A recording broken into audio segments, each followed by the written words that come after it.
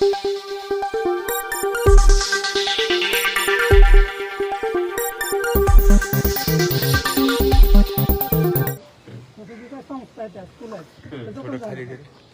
झालं पाहिजे, बरोबर आहे.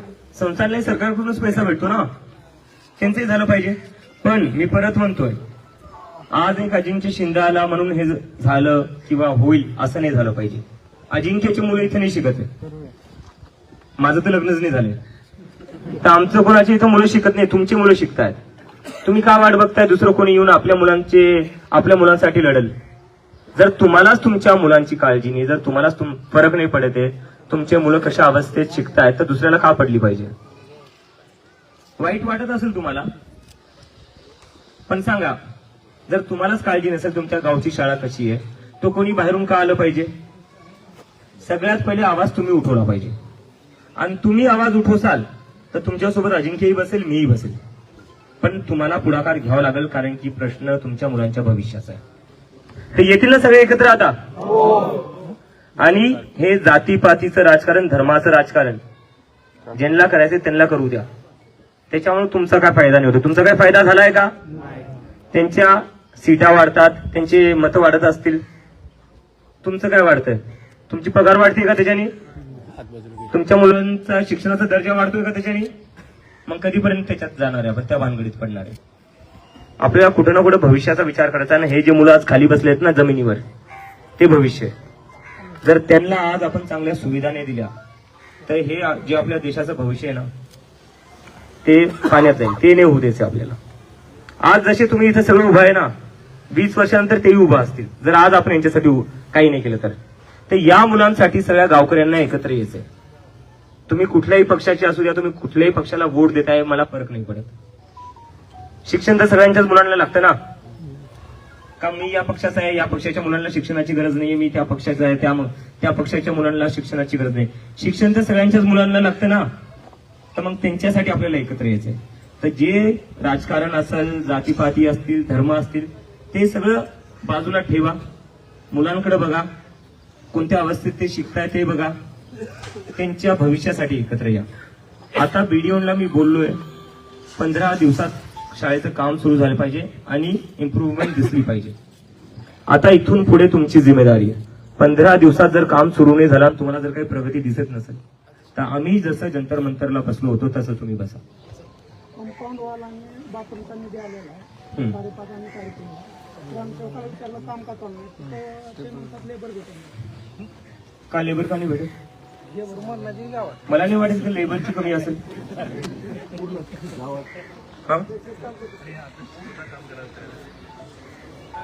कोण म्हणलं होतं तुम्हाला? आहेत ना ते कोण?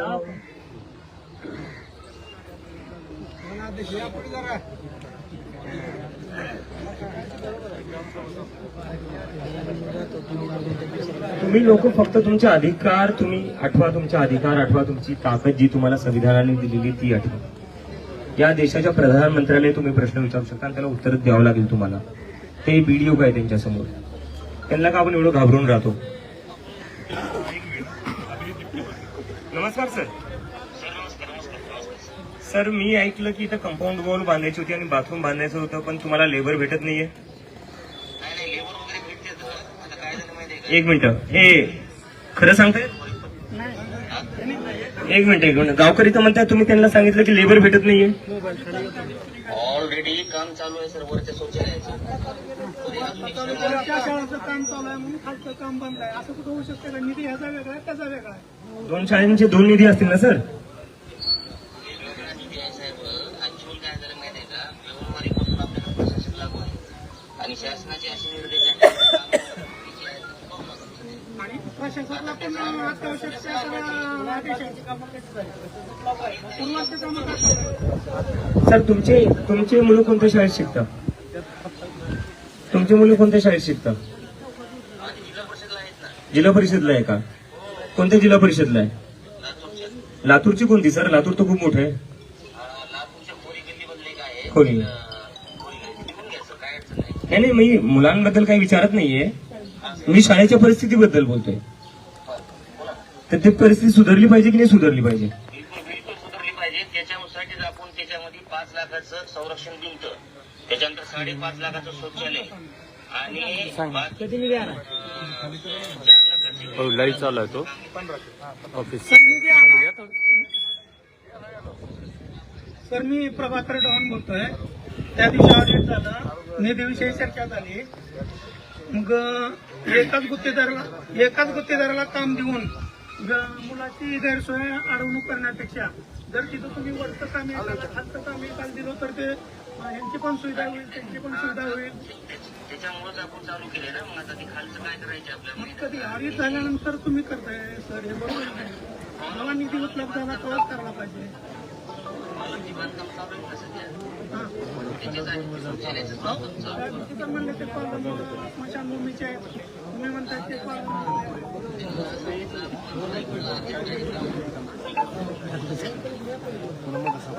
ते सांगा कधी चालू. सर कधी पण होईल मग?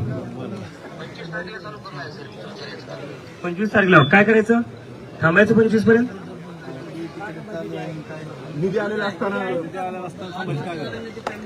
गाववाले म्हणतात 5 वर्षापासून ते वाट बघताय, अजून किती दिवस थांबायचं?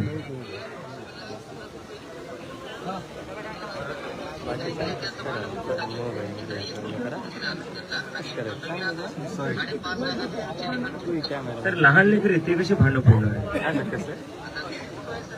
दाखवा. विद्यार्थ्यांवर तुम्ही का आरोप लावताय? छोटे लहान लेकर आहे सर, ते 1ली 2रीचे लेकर आहे सर, ते कशाला भांडण फोडतील? सीसीटीव्ही लावलेत का तुम्ही इथे? मग सीसीटीव्ही काढून विद्यार्थ्यांवर असे आरोप लावू नका तुम्ही. हा, हे गाववाल्या पोरांनी लावलेले ते. आता सरकार, मला तेच कळत नाहीये की तुमचा निधी तुमची सरकार करते का, जर सगळं गाववाल्यांनी स्वतःहून करायचंय तर. नाही, आता हे गाववाले म्हणतायत की 5 वर्षापासून निधी पेंडिंग आहे आणि तरी काम सुरू नाही झालेलं आहे. जर छोट्याशा कामाला जर 5-5 वर्ष लागत असतील, आज जे मुलं शाळेत शिकतायत ते उद्या राहतील का शाळेत? तर पहिली पटसंख्या किती होती? 10 वर्षापूर्वी जेडपीची पटसंख्या किती होती आणि आता किती आहे माहिती घेतली याची?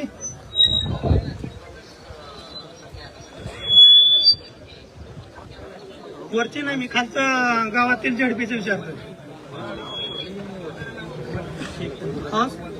हो सर, तुम्ही सुविधा दिल्या, सगळं हे केलं तर पालक मुलांना ठेवतील जेडपी मध्ये.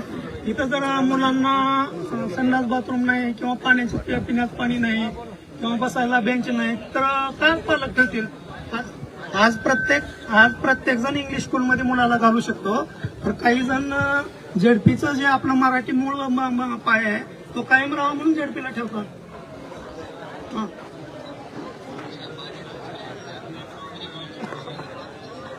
सर मी त्या दिवशी पाणी लोक वाट्यातून बसवले. सर काय बोलताय तुम्ही? सर तुम्ही एवढं खोटं नका बोलू ना.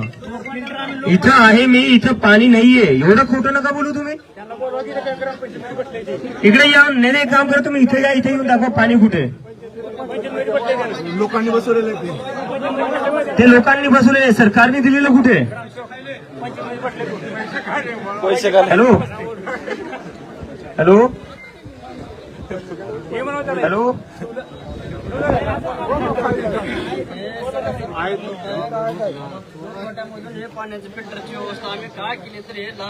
नेतेच त्यांचं खोटं पकडलं गेलं, त्यांनी फोन ठेवून टाकला. पण आता बघा, हे असे प्रश्न या लोकांना विचारायचे. जोपर्यंत तुम्ही असे प्रश्न विचारणार नाही तोपर्यंत हे लोक कामं करणार नाही. प्रश्न विचारा, काम करायला लावा. काम होत नसेल तर आंदोलनाला बसा.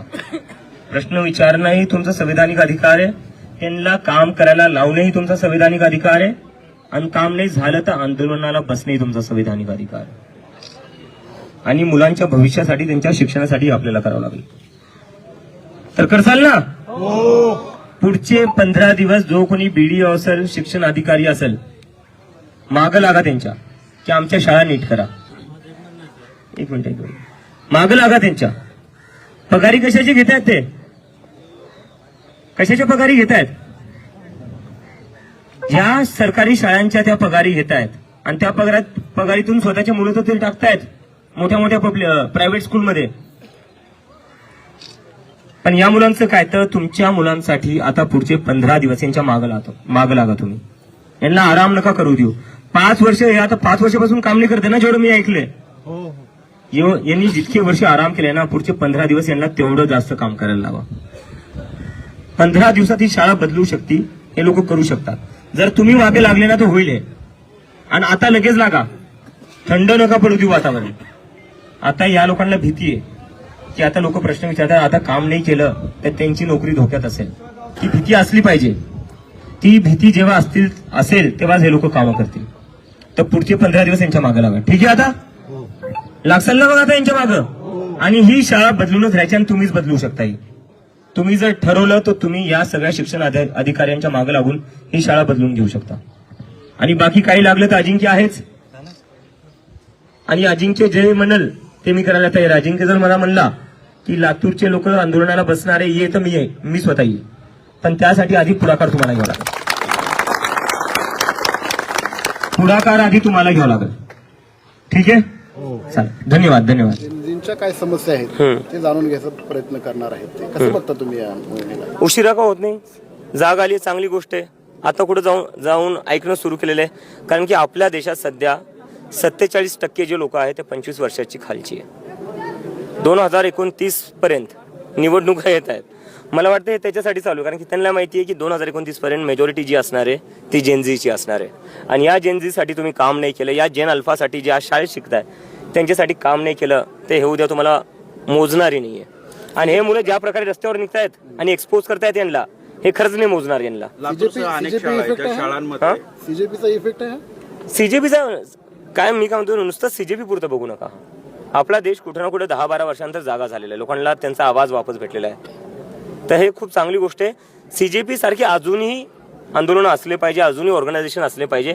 लोकतंत्रामध्ये तेच तर पाहिजे ना, जेवढे जास्त लोक समोर येऊन बोलतील तेव्हाच कुठे जाऊन आपली लोकशाही, आपलं लोकतंत्र अजून स्ट्रॉंग होईल, मजबूत होईल. शाळेपर्यंत जायला आता मुलांना रस्ते देखील व्यवस्थित नाहीत. आता शाळेत तर काही ठिकाणी शौचालयाची व्यवस्थाच नाही, पण रस्ते देखील आता त्या ठिकाणी राहील. मग सीजेपीचं काय असं? नाही, मी याच्यात म्हणजे मला तर असं वाटतं, जेवढी मंत्री आहे, जेवढे आमदार आहे ना, त्यांनी एक दिवस स्वतःच्या मुलांना त्या शाळेत पायी पाठवा, तेव्हा कुठे जाऊन त्यांना समजेल. तुम्ही काय करणार हे सगळं? जर आम्ही करतोच ना. आता आम्ही कशासाठी आलेलो शाळेत? नाही काय हे सगळं आम्ही आता फिरल्यामुळे, आता आम्ही येणारे हे माहिती झाल्यामुळे त्यांनी काम सुरू केले. तसंच रस्त्यांसाठी आम्ही सरकारला सांगू की कोणत्याही मुलाला लांब पायी जाता आलं पाहिजे. बसची सुविधा असली पाहिजे. 7-7 किलोमीटर कसं काय पायी जातील, ते पण पावसाळ्याच्या दिवसात. आपण पाहिलं, आता बातम्या वाचल्या असतील, काही आदिवासी गावातली मुलं वारली साप चावल्यामुळं. कशामुळे झालं ते? पावसाळ्याचे दिवस आहे, पायी जावं लागतं, गवत असतं, पाणी साचलेलं असतं. त्या परिस्थितीत त्यांना भर पावसात पायी शाळेत जावं लागतंय. त्याच्यामुळे त्यांचा तो मृत्यू झाला. मृत्यू सरकारच्या फेलियरमुळे झालाय. जर त्या मुलांना इतक्या दूर पायी नसतं जावं लागलं तर ही घटना घडली नसती. आणि इथे येऊन या शाळेतही साप निघालेत. जेवढी घाण या शाळेत आहे, जेवढी एवढं भंगार साचून ठेवलेले शाळेच्या मागं, त्याच्यानंतर सापच निघणार. क्लासरूममध्ये साप निघतायत. मुख्यमंत्र्यांनी भेटणार या सगळ्या प्रश्नाविषयी? मुख्यमंत्र्यांनी जर बोलवलं तर भेटू, पण गावकऱ्यांसोबत मिळून आम्ही आमचा आवाज उठवू आणि तो मुख्यमंत्र्यापर्यंत पोहोचेल. शिक्षण मंत्र्यांना आम्ही भेटलो होतो केंद्रीय, तिथेही पण झालं. जे काम करायचं होतं ते झालं. तर भेटण्याची गरज नाहीये. गरज आहे, मी परत सांगतोय, गावकऱ्यांना एकत्र येण्याची गरज आहे. जसं आपण जातीपातीच्या राजकारणावर लगेच घराच्या बाहेर पडतो, जसं आपण धर्माच्या राजकारणावर लगेच बाहेर पडतो, तसं आपण आपल्या मुलांच्या शाळेसाठी का नाही पडत? त्याच्यापेक्षा आपल्या मुलांचं भविष्य त्यापेक्षा कमी इम्पॉर्टंट आहे का? तसं कोणी कल्पित आहे का मग? धर्मेंद्र प्रधानांसारखा इकडे महाराष्ट्रामध्ये वाटतं? शिक्षण मंत्री अजून कोण? भुसे साहेब. आता त्यांचं म्हणणं असेल की नाही, ह्या शाळा खूप वर्षापासून अशाच आहे, आमची आता सरकार झाली मागच्या 10 वर्षात आणि आधीच्या सरकारांमुळे ते असू शकतं. तुम्हाला कशाला निवडून दिले? मग तुम्ही बदल घडवसाल यासाठीच निवडून दिले ना. केलाय का तुम्ही बदल? नाही केलाय. पत्र आहे अजून पण शाळांवर, ते पत्र गळतायत. मुलांना बसायला बेंच नाहीये. तर 10 वर्षात तुम्हाला तेही जमलं नसेल तर मग तुम्ही केलं काय? यांनी शिक्षण मंत्री पदावर राहिला पाहिजे की नाही दादा भुसेंनी? शाळेची अवस्था बघून तर मला नाही वाटत आहे, अजिबात नाही. राजीनामा दिला पाहिजे, दिलाच पाहिजे. कारण की शाळांची अवस्था बघून तर मला नाही वाटत आहे की शिक्षण मंत्री कोणी असलं पाहिजे. आणि जर त्यांना शिक्षण मंत्री बनायचं असेल, बनून राहायचं असेल, स्वतःच्या मुलांना उद्यापासून सरकारी शाळेत पाठवा. त्या अवस्थेत तुमच्या स्वतःच्या मुलांना शिकू द्या. त्यांनाच नाही, जितकेही आमदार आहेत कोणत्याही पक्षाचे असू द्या, स्वतःच्या मुलांना तुम्ही सरकारी शाळेत पाठवा, शिकायला पाठवा. तेव्हा तुम्हाला कळेल का गरजेचं आहे सरकारी शाळा नीट करणं. जंतर मंतर सारखं आंदोलन यांच्या राजीनाम्यासाठी पण करावं लागेल का मग? गावागावात होईल, गावागावात जंतर मंतर बनेल जर यांनी सरकारी शाळा नीट नाही केल्या तर. सर सीबीआय नीट पेपर लीक प्रकरणामध्ये चौकशी करता आहे, सातत्यानं लातूरमध्ये चौकशी केली जाते. आज देखील सीबीआयचं पथक जे आहे ते लातूरमध्ये आहे. मात्र सीबीआय असं ठोस काही म्हणजे तपासामधली जी काही माहिती आहे ते लोकांसमोर आणत नाही आणि सीबीआयच्या तपासावर तुम्ही समाधानी आहात का? अजिबात नाही. सीबीआय मला जे वाटते ते मोठ्या लोकांना वाचवायचा प्रयत्न करते. खालचे 4-5 लोक पकडायचे, त्यांना जेलमध्ये टाकायचं आणि म्हणायचं की आम्ही ॲक्शन घेतली, आम्ही कारवाई केली. पण हे शक्यच नाही की सिस्टममधल्या मोठ्या अधिकाऱ्यांच्या इन्व्हॉल्वमेंट शिवाय हे सगळं होऊ शकतं.